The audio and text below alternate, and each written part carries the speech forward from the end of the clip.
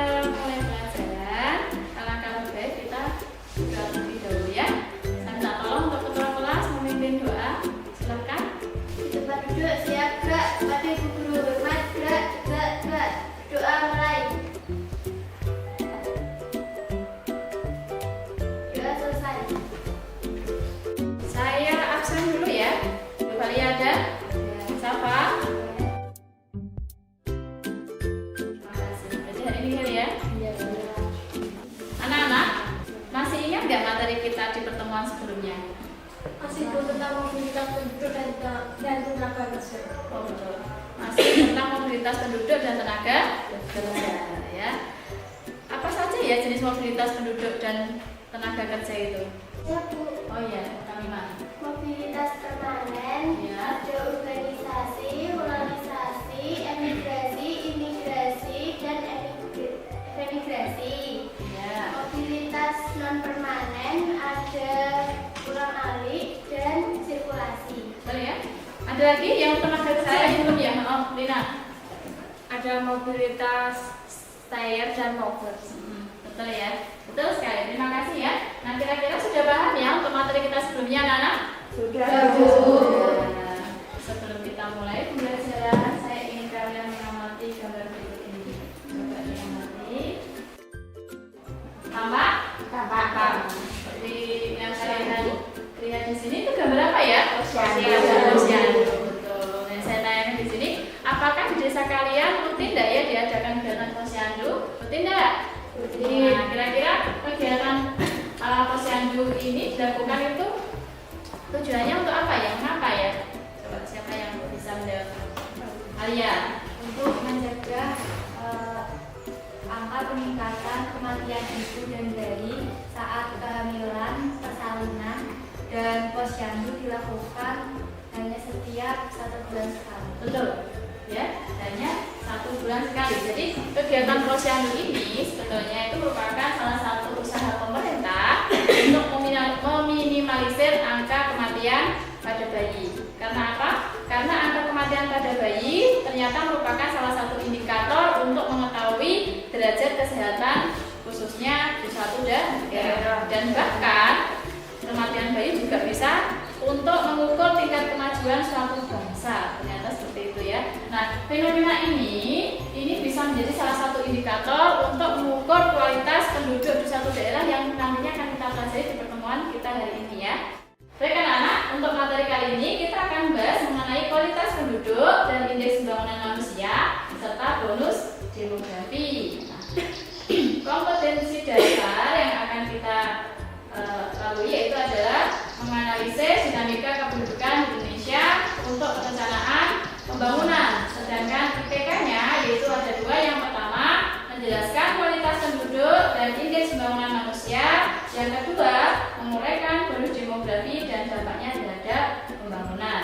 Sedangkan tujuan pembelajaran kita kali ini yaitu adalah melalui model pembelajaran problem based learning dengan pendekatan saintifik secara mandiri dan kelompok peserta didik dapat menganalisis dinamika kependudukan di Indonesia untuk perencanaan pembangunan serta terampil menyajikan data kependudukan dalam bentuk tabel, grafik, gambar atau bentuk aplikasi lainnya. Sebelum kita ke materi inti, kegiatan inti, kita akan melakukan pretest terlebih dahulu ya. Pretest ini untuk mengukur kemampuan awal kalian. Jadi di situ ada 5 soal pertanyaan ganda. Saya share di grup. Silahkan kalian klik linknya, kemudian dikerjakan.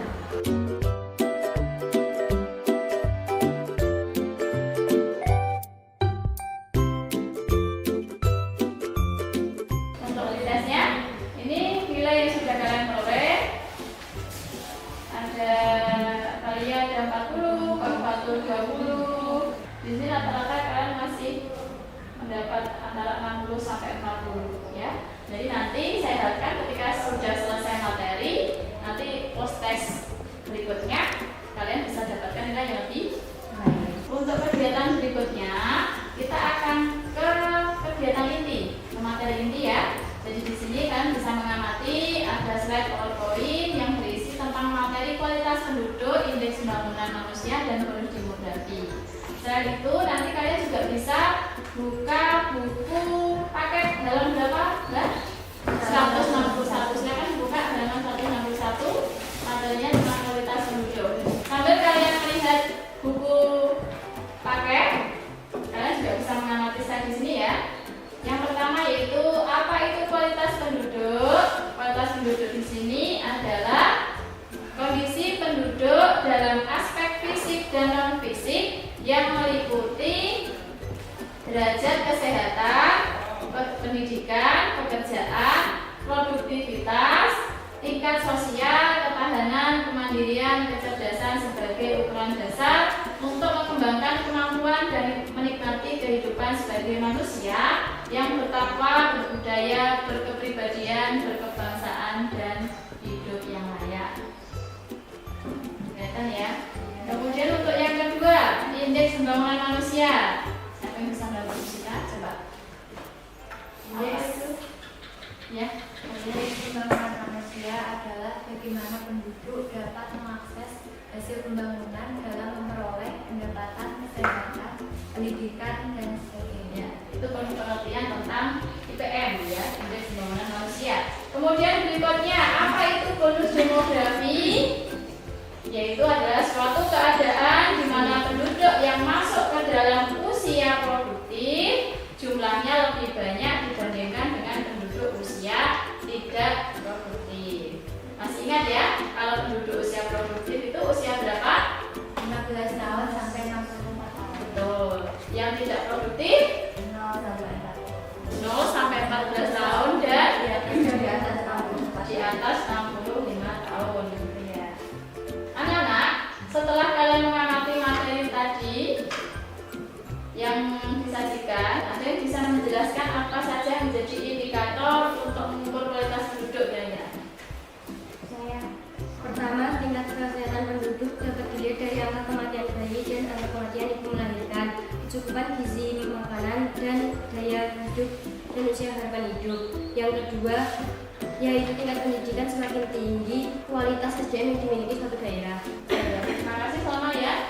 Nah, kira-kira ada yang tahu apa saja dimensi pembentuk indeks panjang dan hidup sehat, pengetahuan dan standar hidup layak. Betul ya. Jadi IPM itu sendiri itu punya manfaat, yaitu salah satunya untuk mengukur keberhasilan dalam membangun kualitas hidup masyarakat. Kita akan mengamati video pembelajaran berikut ini.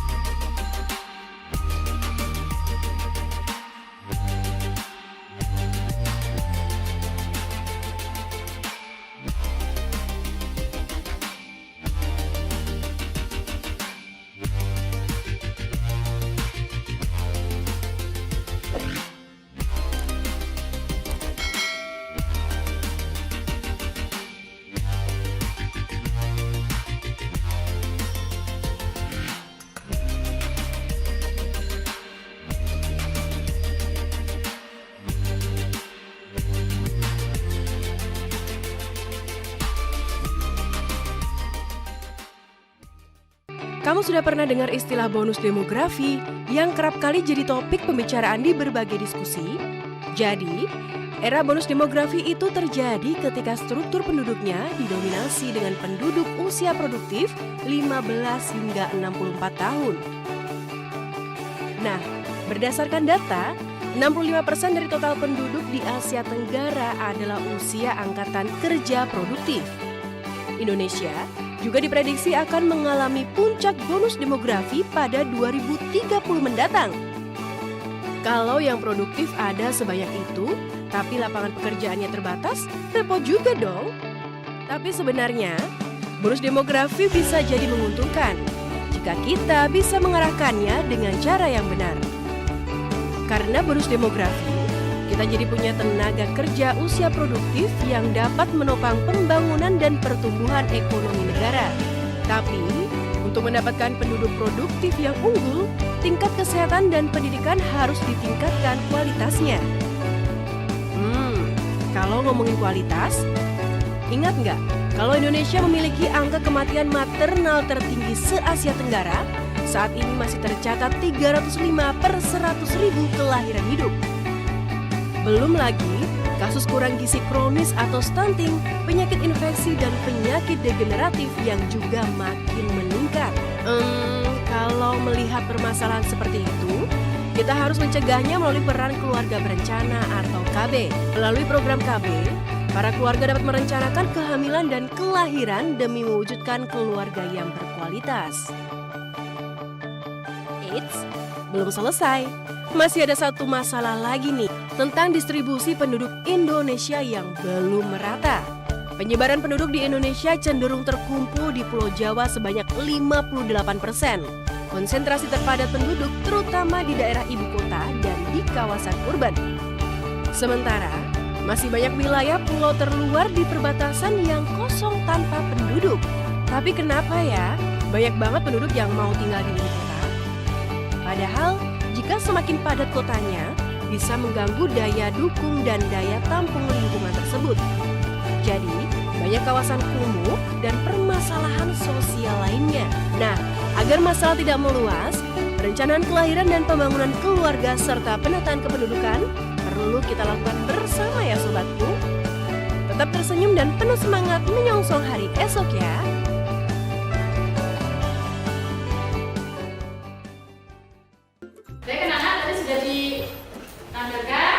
Nah, sekarang saya ingin tahu dari kalian. Coba apa yang kalian amati tadi? Kira-kira tentang fenomena apa? Adinda. Video pertama tentang perbandingan kualitas penduduk di Papua dan di Jakarta. Ya. Dan video kedua tentang bonus demografi. Ya. Kasih ya Din ya. Nah, kira-kira pendapat kalian tentang kedua video tersebut bagaimana coba? Siapa yang bisa? Oh, ya. Dari video yang pertama, IPM tertinggi, daerah IPM tertinggi yaitu DKI Jakarta. Ya. Kalimantan Timur, dan juga Yogyakarta. Sedangkan untuk IPM terendah yaitu Papua, Papua Barat, dan Nusa Tenggara Timur. Hal ini terjadi mungkin karena Jakarta merupakan pusat ibu kota dan juga pusat pertumbuhan. Jadi kualitas penduduknya lebih baik dibandingkan dengan daerah wilayah timur. Terima kasih. Terima kasih ya.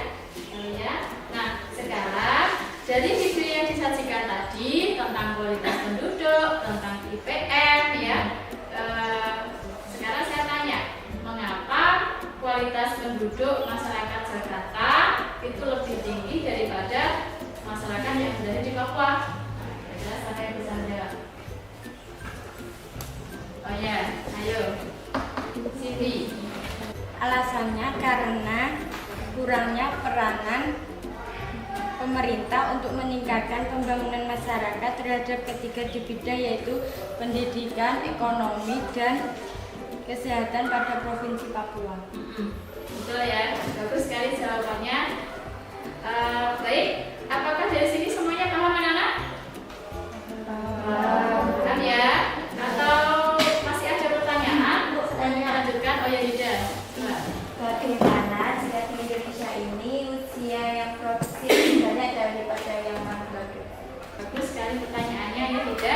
Nah, berdasarkan hasil survei penduduk dari BPS tahun 2020, itu kan diketahui bahwa jumlah penduduk Indonesia itu ada sekitar sebanyak 270,20 juta jiwa ya, atau bertambah sekitar 32,56% juta jiwa dari survei penduduk tahun 2010. Nah, diketahui juga bahwa angka ketergantungan penduduk tahun 2020 itu sebesar 41, yang menandakan bahwa setiap 100 penduduk usia produktif itu menanggung 41 penduduk usia non produktif. Nah, hal ini menandakan bahwa kita itu ternyata sedang menghadapi masa periode terbaik yaitu bonus demografi. Dengan apa? Dengan melimpahnya penduduk usia produktif ternyata bisa dimanfaatkan bagi meningkatkan kesejahteraan penduduk, kemudian meningkatkan kualitas penduduk dan produktivitas SDM kita menjadi lebih unggul dan mempunyai daya saing yang lebih kuat gitu ya.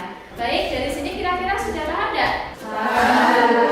Terima kasih. Nah, setelah ini kita akan mendiskusikan dua permasalahan tentang dua video yang kita tentukan tadi ya. Yang pertama yaitu berkaitan dengan perbandingan indeks pembangunan manusia di Jakarta dan di Papua. Dan kemudian masalah yang kedua yaitu tentang dampak bonus demografi serta bagaimana mengatasi permasalahan tersebut. Nanti kita akan diskusikan dalam bentuk LKPD dan LKPD tersebut nanti akan saya share di grup kelas ya. Untuk pembelajaran kita berikutnya adalah kalian membentuk kelompok masing-masing satu kelas menjadi 4 kelompok ya. Saya bentuk ya. Kelompok pertama silahkan berkumpul Halia, Safa, Salwa, dan Ika. Kelompok 2 Arla, Uswatun, Tata, dan Rofifatul.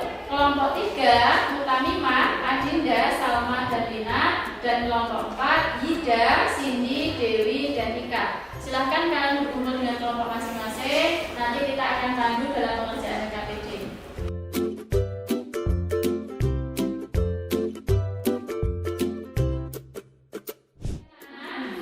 Untuk KPD yang akan kalian kerjakan di sini ada dua permasalahan yang diangkat ya. Yang pertama di sini tentang kualitas penduduk, indeks dan indeks pembangunan manusia. Berdasarkan artikel tentang kualitas penduduk dan antara Jakarta dan Papua, itu nanti bisa kalian baca, kemudian kalian cermati, kemudian dijawab pertanyaan di bawahnya ya. Ya, seperti misalnya nomor 1, berdasarkan artikel di atas, analisisnya mengapa ada perbedaan kualitas penduduk dan IPM di daerah. Yang kedua, analisislah mengapa IPM Jakarta lebih tinggi daripada Papua. Dan yang ketiga, analisislah bagaimana solusi atau upaya untuk mengatasi perbedaan kualitas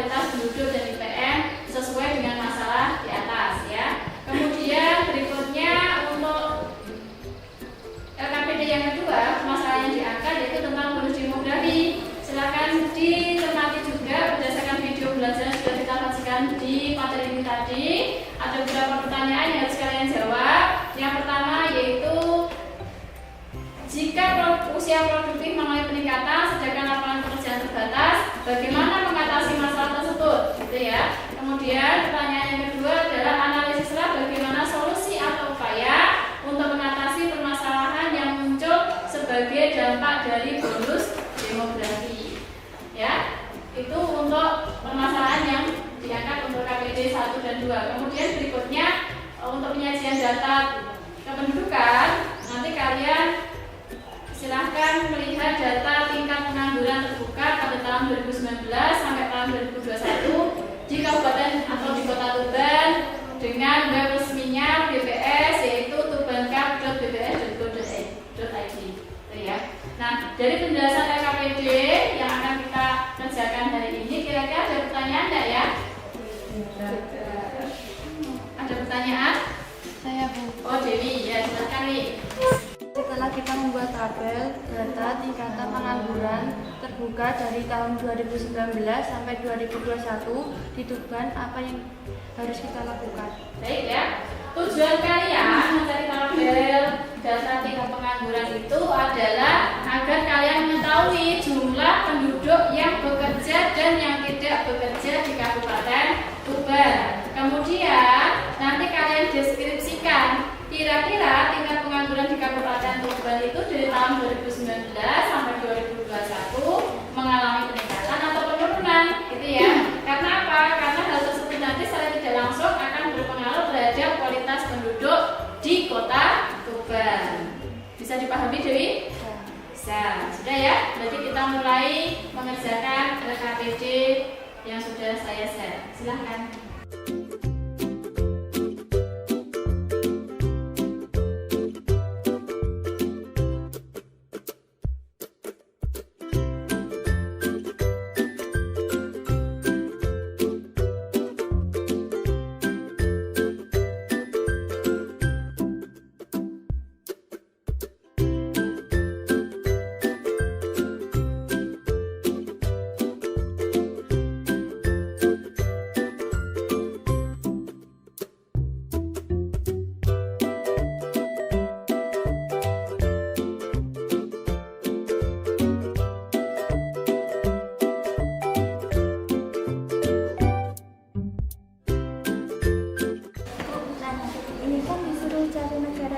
berhasil sama nggak berhasil, itu disuruh nyari siapa?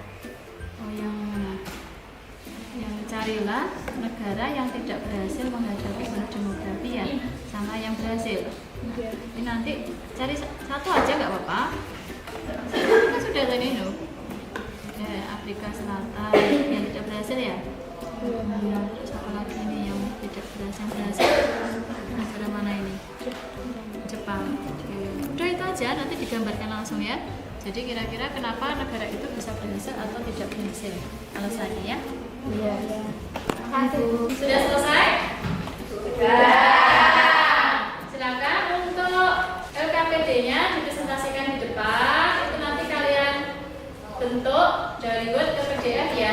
Nah, nanti silahkan dipresentasikan satu persatu, mulai dari kelompok 1 sampai kelompok 4. Saya persilahkan untuk kelompok 1 maju ke depan terlebih dahulu.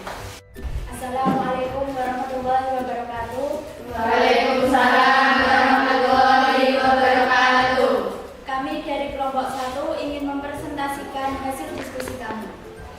Pertanyaan: menurut pendapat kalian, apakah fenomena sesuai gambar di atas masih terjadi di negara kita? Jawabannya adalah masih.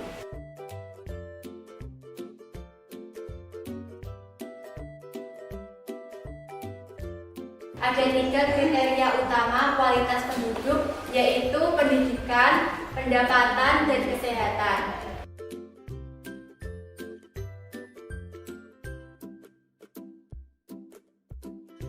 Menurut pendapat kalian, bagaimana jika suatu negara kriteria kualitas penduduknya terbilang rendah? Apa dampak yang muncul dari fenomena tersebut? Analisislah bersama.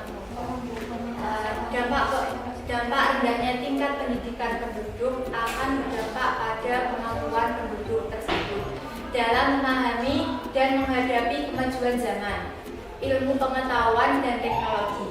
Penduduk yang berpendidikan tinggi akan lebih mudah memahami dan beradaptasi dalam menghadapi perkembangan zaman, sehingga mereka akan lebih produktif dan inovatif. Rendahnya pendapatan per kapita akan berdampak pada kelangsungan pelaksanaan pembangunan suatu negara. Kemudian yang ketiga, artikel Kompaskom mengenai kualitas penduduk antara Jakarta dan Papua. Di sini ada artikel berdasarkan tabel di atas, analisislah mengapa ada perbedaan kualitas penduduk dan IPM di daerah. Indeks pembangunan manusia merupakan indikator yang digunakan untuk mengukur kualitas penduduk di suatu wilayah. IPM memiliki beberapa komponen. Komponen IPM yaitu angka melek huruf, angka harapan hidup, dan daya beli masyarakat. Kemudian analisislah mengapa IPM Jakarta lebih tinggi dibandingkan Papua. Provinsi Papua dari tahun 2004 sampai 2010 memiliki IPM yang paling kecil di antara provinsi-provinsi lainnya. Hal ini diakibatkan karena kurangnya peranan pemerintah untuk meningkatkan pembangunan masyarakat terhadap ketiga bidang, yaitu pendidikan, ekonomi, dan kesehatan pada Provinsi Papua. Analisislah bagaimana solusi atau upaya untuk mengatasi perbedaan kualitas penduduk dan IPM sesuai masalah di atas. Yang pertama, yaitu pengurangan pertumbuhan penduduk, salah satunya dengan memberlakukan program KB. Kemudian yang kedua, meningkatkan pemerataan pembangunan. Yang ketiga, menciptakan lapangan kerja di daerah-daerah yang jarang penduduk. Yang keempat, melakukan program transmigrasi. Yang kelima, melaksanakan program perbaikan gizi, salah satunya melalui posyandu. Dan yang keenam, melengkapi sarana prasarana kesehatan.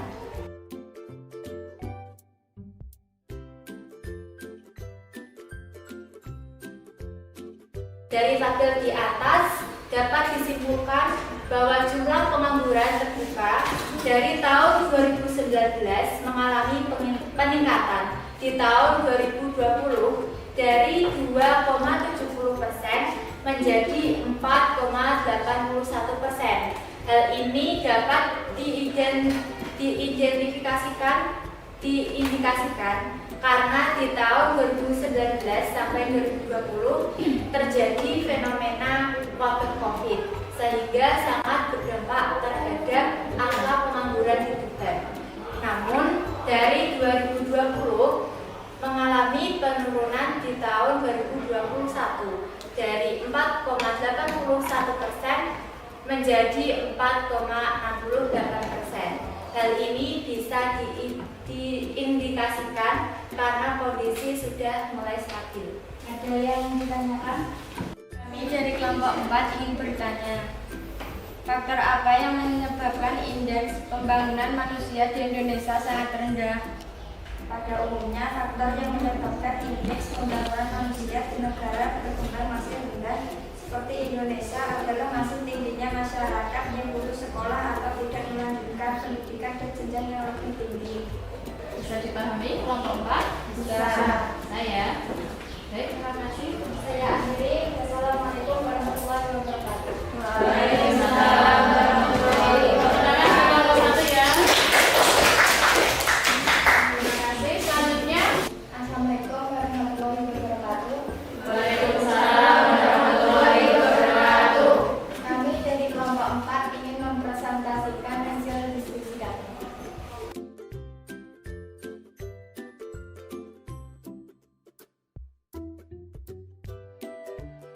Berdasarkan video tersebut diperoleh data bahwa 65% dari total penduduk di Asia Tenggara adalah usia angkatan kerja produktif. Indonesia juga diprediksi akan mengalami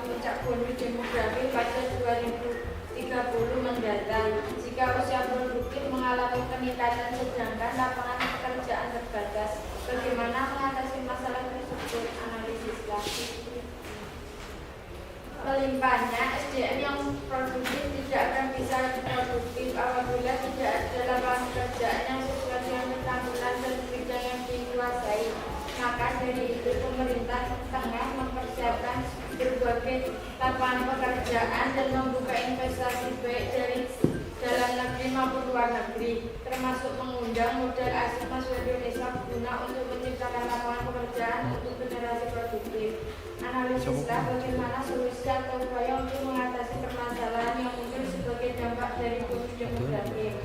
Dalam memaksimalkan manfaat bonus demografi dan ada beberapa hal yang dapat dilakukan, yaitu dengan mengembangkan kualitas manusia melalui pendidikan dan pelatihan, memperluas pasar tenaga kerja, mengelola pertumbuhan populasi dan meningkatkan tingkat kesehatan penduduk.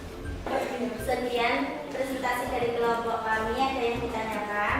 Kami dari kelompok 3 ingin bertanya, bagaimana upaya yang tepat untuk memaksimalkan potensi bonus demografi di Indonesia? Dengan mengoptimalkan manfaat bonus demografi, ada beberapa hal yang dapat dilakukan, yaitu dengan mengembangkan kualitas penduduk melalui pendidikan dan pelatihan, memperluas pasar tenaga kerja, mengelola pertumbuhan populasi, dan meningkatkan kesehatan penduduk. Bisa dipahami? Nah, oke, terima kasih. Ada pertanyaan lain mungkin? Sudah? Sudah. Jadi itu Mbak. Sekian dari kelompok kami. Wassalamualaikum warahmatullahi wabarakatuh. Waalaikumsalam warahmatullahi wabarakatuh. Baik anak-anak, demikian tadi presentasi yang sudah kalian lakukan. Terima kasih ya. Sebelum saya memberikan kesimpulan untuk presentasi kita hari ini, mari kita melakukan SBG terlebih dahulu. Kalau siswa ceria tepuk tangan. Kalau siswa ceria tepuk paha. Kalau siswa ceria, mari kita lakukan. Kalau siswa ceria tepuk tangan. Kalau siswa ceria petik jari. Kalau siswa ceria bilang ore, ore.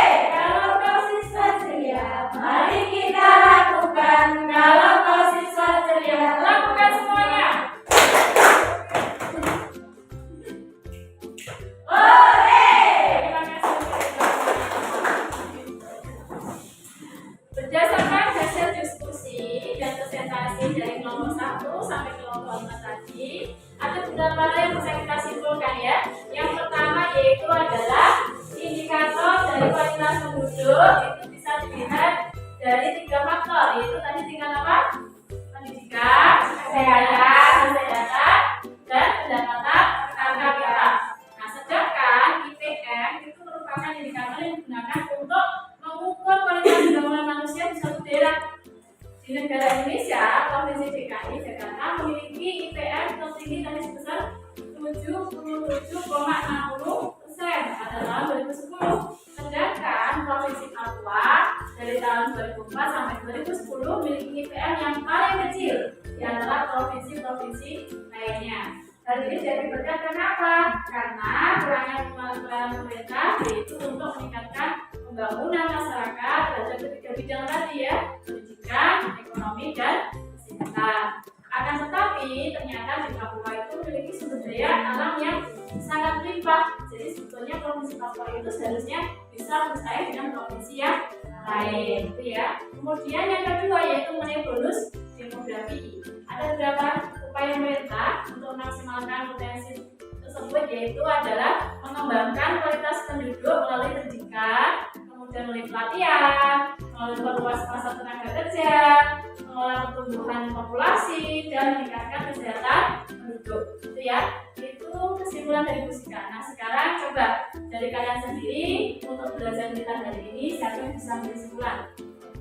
Oke. Kualitas penduduk adalah sebuah kondisi penduduk yang dilihat dari tingkat pendidikan, kondisi kesehatan, dan kondisi pendapatan penduduk. Sedangkan angka IPM atau indeks pembangunan manusia dilihat dari angka melek huruf dan angka harapan hidup. Baik, sebelum kita mengakhiri pelajaran kali ini, saya ingin merefleksi pembelajaran kita hari ini bagaimana? Silakan kalian memberikan emoticon di grup yang sudah kita buat.